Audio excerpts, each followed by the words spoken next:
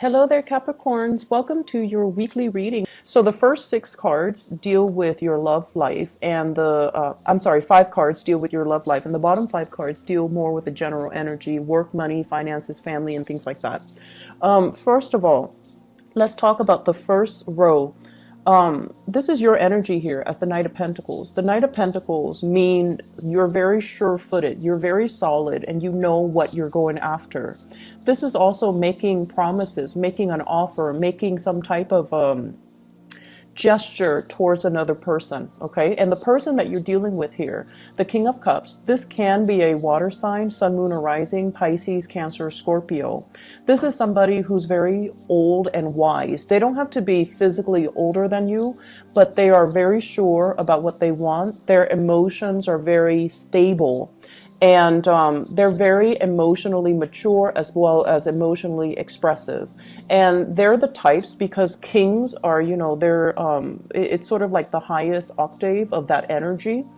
It deals with somebody who is sure what they want and they don't settle for anything less on the emotional front. So if this is a relationship partner to you, then I feel like you're making some type of a gesture to offer something to them. With the Three of Cups coming out early in the spread, it indicates to me some type of a major achievement that has happened for you in terms of your relationship development. So for those of you who are in relationship, this is like coming together, reconciling your differences, as well as making promises as to how to move forward. For those of you who are single, this indicates to me merriment, having a lot of good times, going out, dating, enjoying the nightlife, making connections, romantic gestures, and romantic connections. However, there is a specific person that is front and center on your romantic radar, and it proves to me to be, this energy, the King of Cups, someone who is quite spiritual as well. They might be physically older than you. If you are single, they might be physically older than you. And I see a lot of Capricorns actually even dating people that are older and marrying people that are older, because your energy is very sure-footed. So you're attracting people who are more emotionally mature, financially more stable, and somebody that has, solid qualities about them. So there is somebody that you're interested in here. And I feel like go ahead and make this gesture to this person. The fact that they're not facing you might mean that they're looking elsewhere. Don't leave them waiting for too long. Don't leave them in the dark about how you feel about them. So if there are feelings that you need to express, don't be this slow moving knight, make a gesture. Otherwise, they might be leaving. Some of you might be dating somebody that you're meeting in transit. So like, they're here today for a business trip or for a vacation or something, and you cross paths and you really like them, and you might cross paths in some type of a, hanging out type of an environment, going out to drink, going out to dance, things like that. And you might cross paths with them, but then they're, on the way out. So if this is somebody that you feel you have a very strong connection to, go ahead and make that gesture for them, okay? Or towards them. And if this is a relationship partner, this is somebody who's really focused on their future expansion. They're thinking about, what else is out there for me in terms of life, in terms of career, in terms of professional development. I don't feel like they're looking for greener pastures or they're looking for other people to date. I feel like they're not 100% settled where they are, and they're looking at big moves. They're looking at, major career changes even. And so their focus really isn't on love and relationships and being bogged down to unhealthy relationships. They're really itching to move, and they're also saying, are you going to take this next step with me? If you're not, then, I'm going to have to pick up and go. And so you have some big discussions with your relationship partners that are coming through. What is our next big plan? Are we moving in together? Are we buying a property? Are our career paths lining up so that we can start this new endeavor together? And so with the Nine of Wands, this indicates to me, it's sort of like, you don't need to be defensive anymore. You don't need to, have your walls up. The walls are definitely coming down because you're going to have some heartfelt conversation with the people that you like, or the people that you're dating, or the person that you're dating exclusively. The walls are coming down. You're going to have open channels of communication, and you're going to feel that they mean what they say, and not take things personally, like it has nothing to do with you. I'm looking at, future expansion opportunities. So if you're not on board with me, then I'm going to have to, cut my losses. So it has nothing to do with the way that they feel about you. I feel like they're just telling you, you kind of need to step up a little bit. You kind of need to make a move. This is the slowest moving knight in the deck. Okay, slowest moving knight in the deck.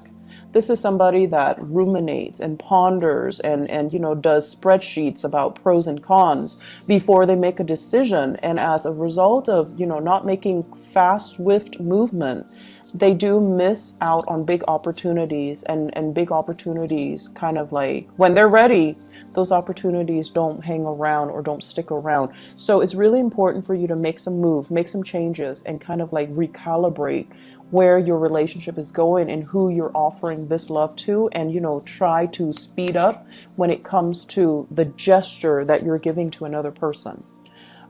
In terms of your work life and everything else, the general energies, this is a heavy work-oriented type of a spread, okay? Let's talk about your work environment. Well, let's talk about you first. You show up here as the Magician. This is your overall energy, the energy that you embody. This is somebody who's very capable, who's very intelligent.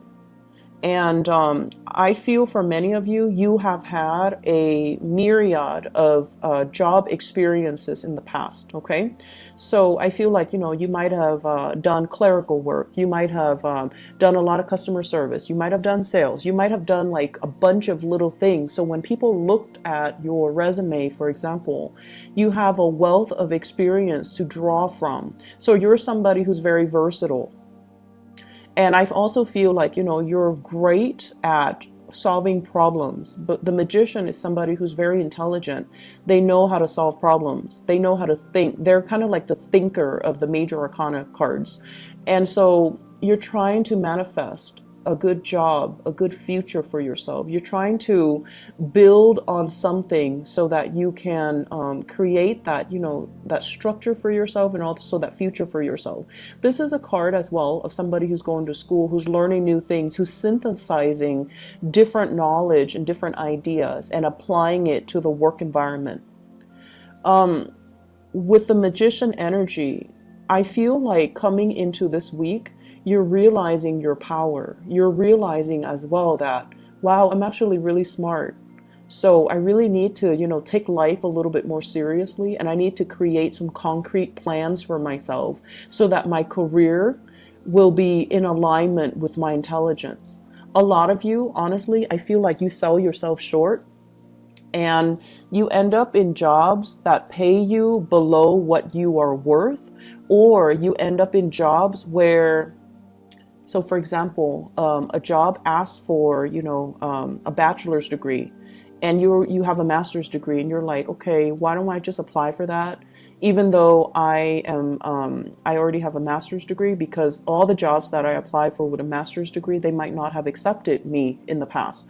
So it's like settling. It's like aiming a little bit lower than what you are capable of, because many of you are so big on personal responsibilities that you don't want to be the weak link. You don't want to take on more than you can handle, and especially you want to build knowledge and work from the ground up. So to you, it's like, one day I'll get up there. One day I'll be on top of that, career ladder. But for right now, I want to work on the foundation. And some of you sell yourself short, and you end up in jobs that don't really appreciate you, or jobs that are beneath your pay grade, or even beneath your educational level, or beneath your experience level, because you feel like it's safer here, okay? In the current work situation, despite all of your capabilities, despite all the work that you're doing, I feel like you're not being adequately compensated, okay? If you feel like it's not fair, come to the person, whoever is in charge, and just tell them, wait a minute, I'm doing a lot of work. I'm doing work enough for like 2 or 3 people. You need to pay me more. This is a big month for you guys overall to kind of, I feel like demand what you're worth, okay? And realize what you're worth. It comes with the realization, realizing what you're worth and not settling for anything less where people are giving you, you know, bits and scraps. The place that you're at, working right now with the 9 of Cups, it feels comfortable.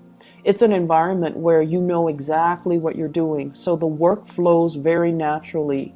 But I also feel like you're a little bit too comfortable where you are, and you justify the comfort, you know, by you justify this type of injustice by saying, oh, I'm happy where I am, I'm comfortable, I don't really need to move. And for earth signs, it takes a lot of major upheavals for you guys to move, and I feel this is where you're at. But when you move, we have the world opening up for you.